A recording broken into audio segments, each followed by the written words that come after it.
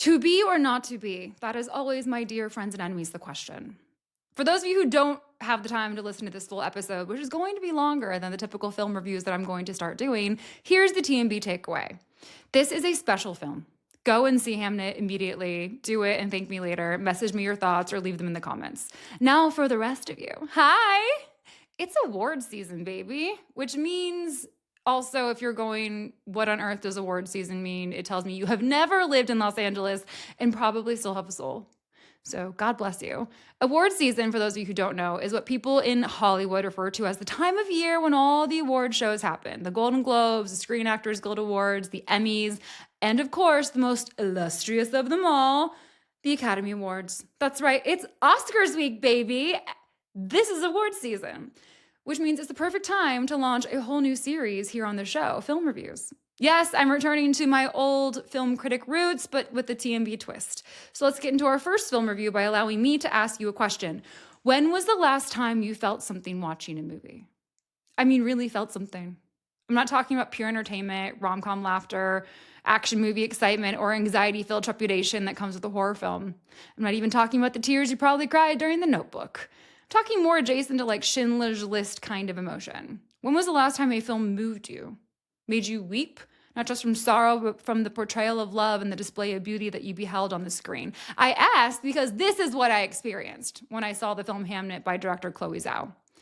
Full disclosure, there's going to be some spoilers in this episode. I'm trying to keep them at a minimum, but it doesn't matter. You should go see it anyway. Nothing will really spoil this film. The emotion it conveys, the imagery used, and even its usage of color is not something spoilable. Those are things that can only be experienced. I wept uncontrollably while watching this film, and I was on a date, so if I cry, don't judge me. It touched me, it moved me, and it was spectacular in so many ways, but perhaps more than anything in its ability to touch the human soul in a way that seems to have become lost amongst us in the field of entertainment or art. So, fun fact, I have a film degree. Add to the list of things you didn't know about me. I also, I think more impressively, have an English literature degree. Emphasis on the English and not American, but that's an entirely different story. So combine those two facts about yours truly, and you have someone who was very excited yet completely unsure of this new movie, Hamnet. I knew it was set in Elizabethan times. I knew it sounded like Shakespeare's Hamlet, and that is all I knew. I intentionally went in without reading reviews or knowing the plot. If I had, I would have brought a box of tissues. So that one's on me. Yeah. But I feel like in our culture of instant gratification, we so often ruin the cinematic experience for ourselves by reading the proverbial ending of the book before the starting of the first chapter. It takes away from the storytelling, and art should be experienced. As we begin this new series of film reviews, it's important to fundamentally understand why film is such a powerful and important source of art in our modern world. Cultures for centuries were built on stories, oral traditions, storytelling by the fire. These became tablets and scrolls, books, short stories, novels, imagery. We had plays, we had musicals, people into the theater, puppet shows, even operas, ballets, guys, or even stories. They aren't just tutus and choreography, right? We are a people of stories, which makes sense considering that the Bible is full of true stories. And when God created the world in Genesis, in Torah, the first words are, "In the beginning was the Word." Bam. Words became reality the same way scripts become imagery on film. Science once again backs this up with the ability we now have to measure words' impact on reality. What we say literally changes the physiology of our brains. Our neurons rewire, so if you say something, you are more likely to make it true. It's why mindset's so important in life. My grandmother always says to think positive, and I always dismissed her until, science caught up with grandma, and it turns out that she was, as usual, annoyingly right. So if you act like you already have done something or accomplished something, the chances of you doing that and accomplishing it actually increase. Right? So don't say maybe or I hope, say this is what's happening, this is the future, this is what's going on. There's this Dr. Andrew Newberg and Mark Robert Waldman who wrote this book, Words Can Change Your Brain, and that shows how a single negative word can increase the production of stress hormones and impair logic and reasoning, while words of affirmation create emotional resilience and cognitive clarity. So your choice of words rewire everything. There's even a study about working out that says if you think about the muscles you want to work out getting bigger, they'll get bigger by 2 to 3%. So you can look that up, by the way. And now we have research in the realm of quantum physics that's starting to happen that shows how linguistics or verbal words can change the particles of reality around us and are directly related to quantum whatever. I don't know. I'm not an expert. I'm a language person and I'm an artist. Stories matter, words matter. Shakespeare has both. The film Hamnet opens with this gorgeous scene of a woman laying in a dark red dress in the forest. You are immediately confused. It feels medieval, primal, which is the point, but you automatically know that this woman's connection to nature is important. She has a hawk, she's in the moss, you know it's important. Her gown she wears throughout the film is this dark red, what I'm wearing. It's a red of substance, it's beautifully ancient in its hue and reminds me of a Renaissance painting, which I'm guessing is the point. The color of red is visual imagery of, vitality, sensuality, love, desire, and blood.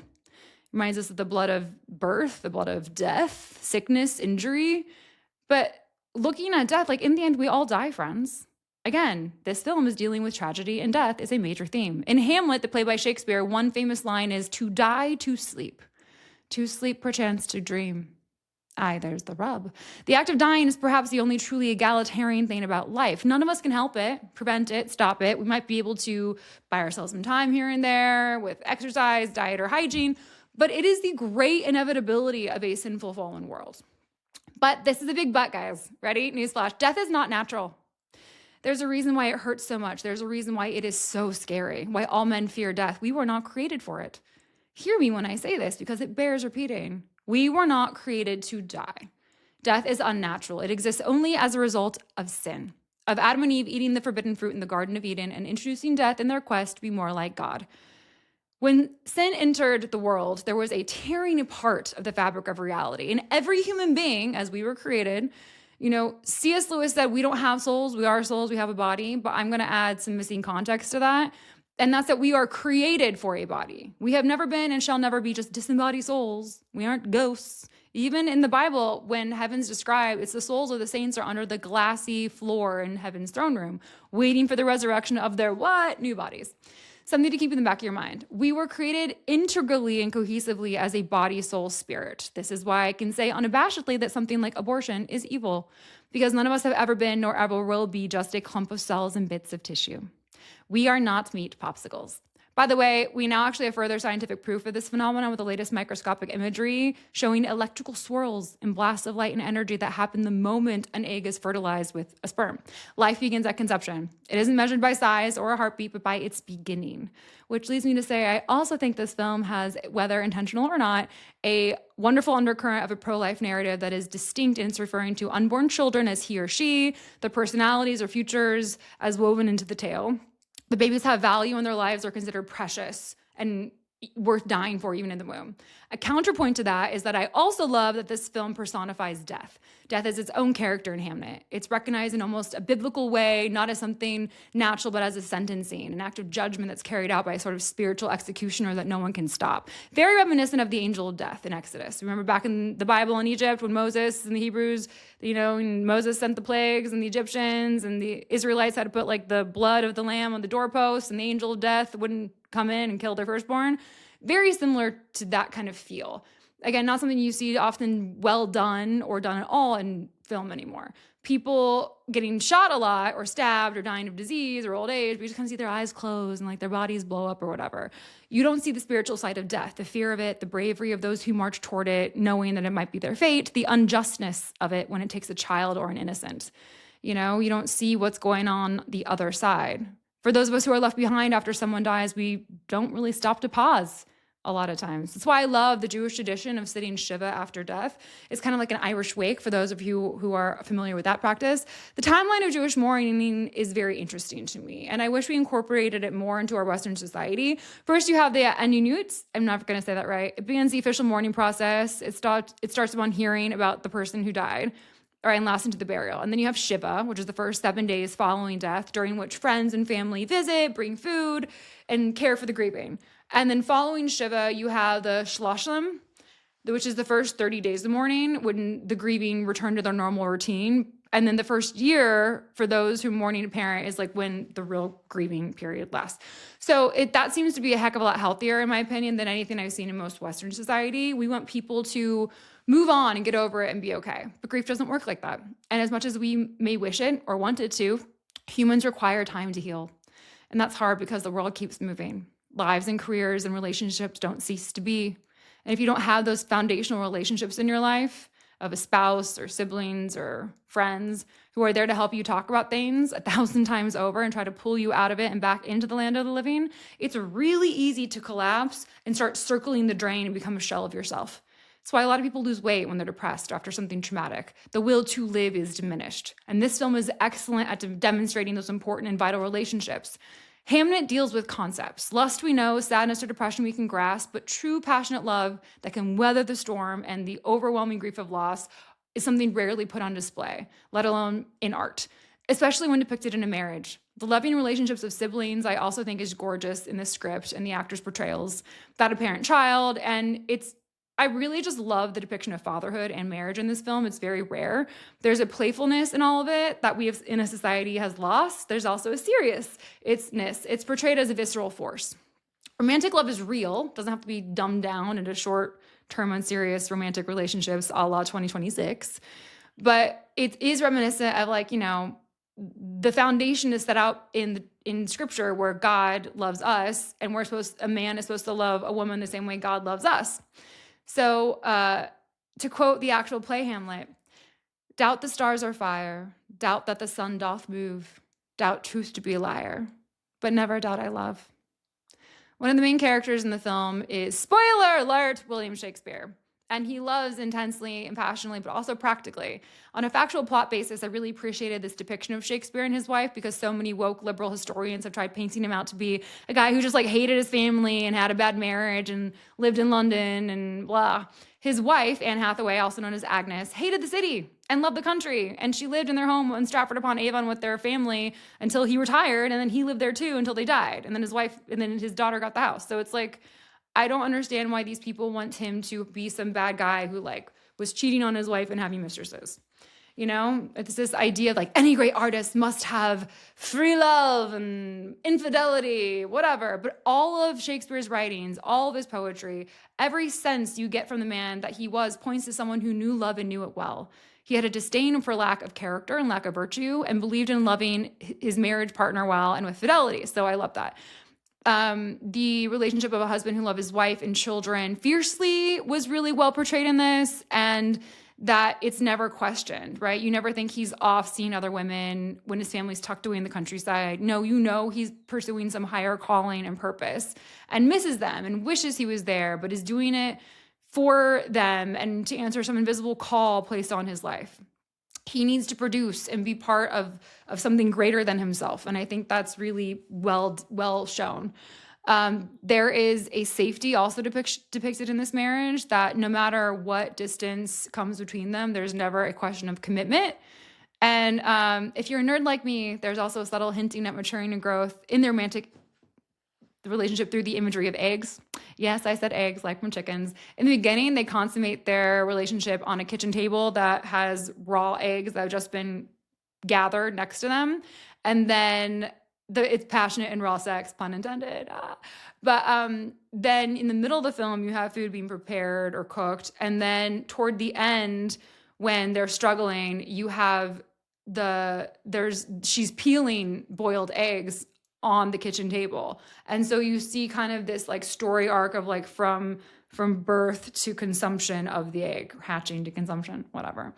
So there's also this really special moment where she goes to kiss her goodbye, the wife, and she's super fully consumed with grief and loss at this point. And instead of rejecting her and leaving, he grabs her and leans in and holds her down as she fights him until she starts to weep and collapses into him, and he just loves her through the pain. It's like cuddling a feral animal, which that's love, guys. Love isn't always easy. Certainly it isn't always about happiness. Love is about being fully known, fully seen, and still fully accepted. Hamnet is dealing with the story of a family, of a couple, yes, and individuals, but it's mostly around the death of a child. I have a little better understanding of what that means since my own family went through something similar with my sister losing her daughter Mila. So there's something horrible when you lose a child, and when you lose their little personality, and it's traumatic.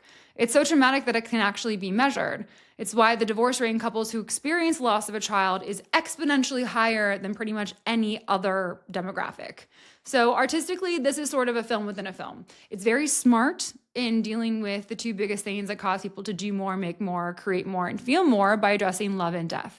Hamnet asks you as a voyeur or audience member questions. Why are you crying? Do you know what passion is? Have you had your heart broken? Do you know what it is to be lovesick, to feel pain and suffering in the same body that you feel joy and elation, to be known and seen and loved in the same life that we lose people who love us? Do you know suffering and tragedy? More importantly, what is it to maintain, to be steadfast as a person, to love your husband or wife through tragedy or grief, to still find passion in the mundane, to be, dutifully unwavering? A man who is steadfast is a king among men. It means you aren't going anywhere. You aren't going to run away when things get scary or hard. You have grit, you have resilience, you stand for something greater than yourself. You aren't moved and dictated by mere feelings or emotions or the shifting environment around you. You have an unyielding center. Along with these overarching concepts of love and death, by watching this film, we are also, I think, subtly asked, what does it mean to live?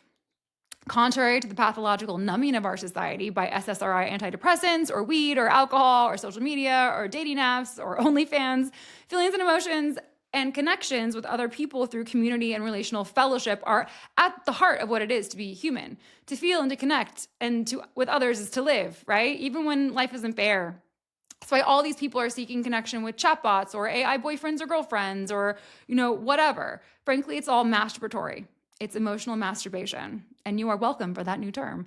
Real love and death are extreme emotions and experiences that are unique to the human condition. We are self-aware creatures. We are not animals. We have this little thing called self-discipline, a conscience. We know right and we know wrong, and we know the depths of grief and how profoundly both love and loss can impact our hearts and minds. Scientifically, people can die of a broken heart. Right? It's why couples who've been together for a super long time often die right after each other. It's why parents, again, get divorced. It's why the death of a child is reflected in the death of a marriage. Grief can consume us. All right?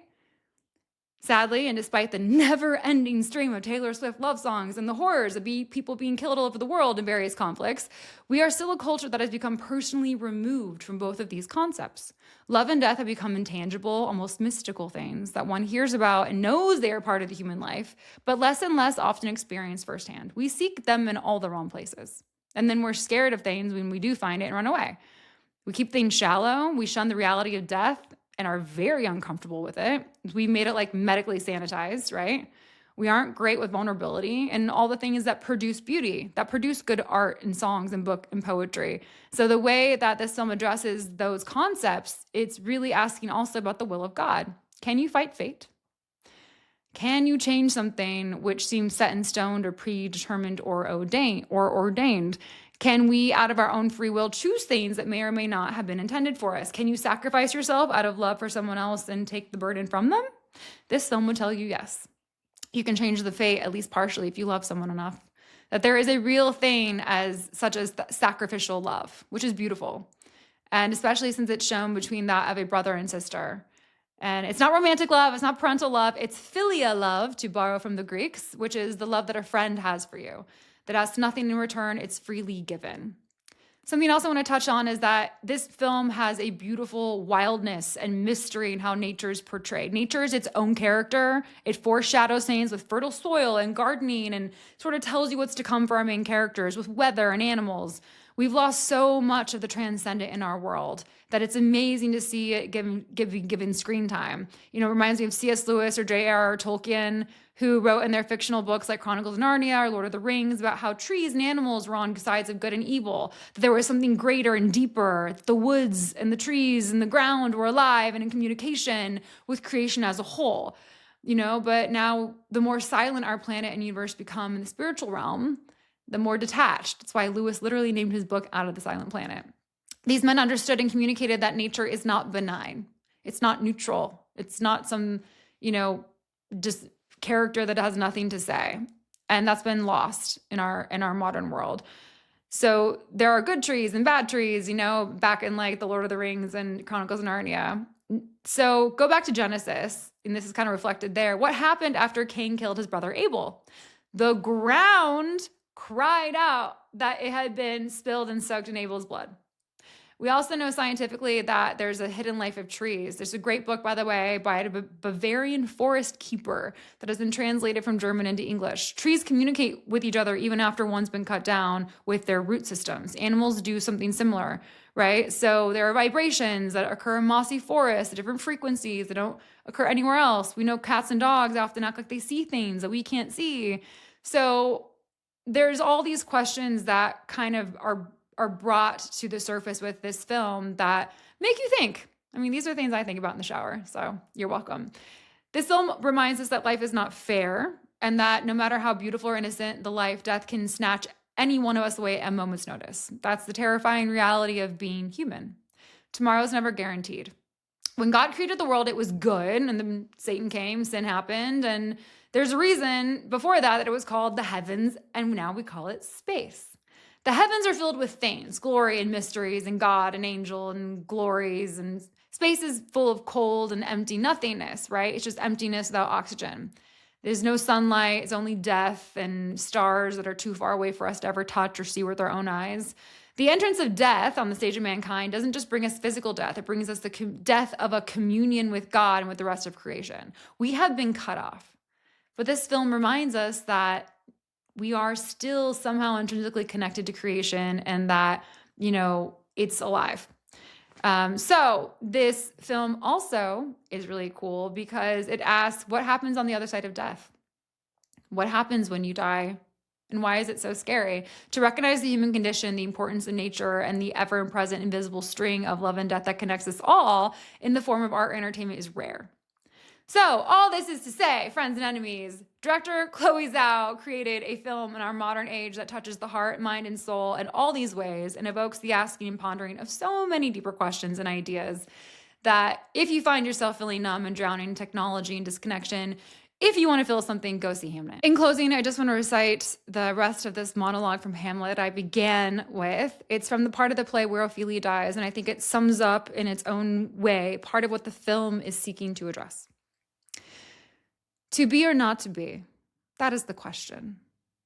Whether 'tis nobler in the mind to suffer the slings and arrows of outrageous fortune, or to take arms against a sea of troubles, and by opposing them, to die, to sleep no more, and by sleep to say we end the heartache and the thousand natural shocks that flesh is heir to. 'Tis a consummation devoutly to be wished. To die, to sleep perchance to dream, there's the rub. For in that sleep of death, what dreams may come when we have shuffled off this mortal coil must give us pause. There's the respect that makes calamity of so long a life.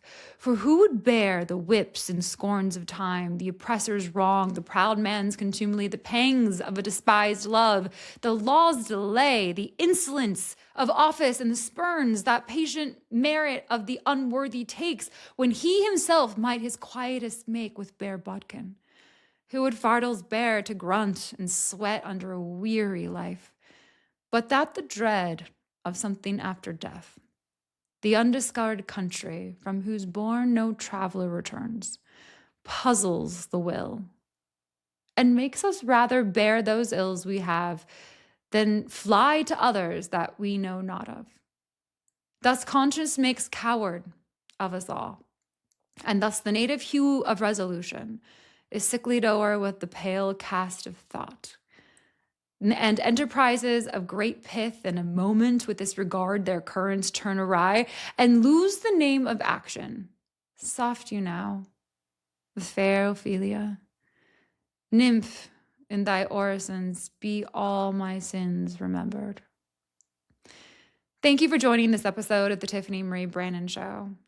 And until next time, adieu, adieu, adieu.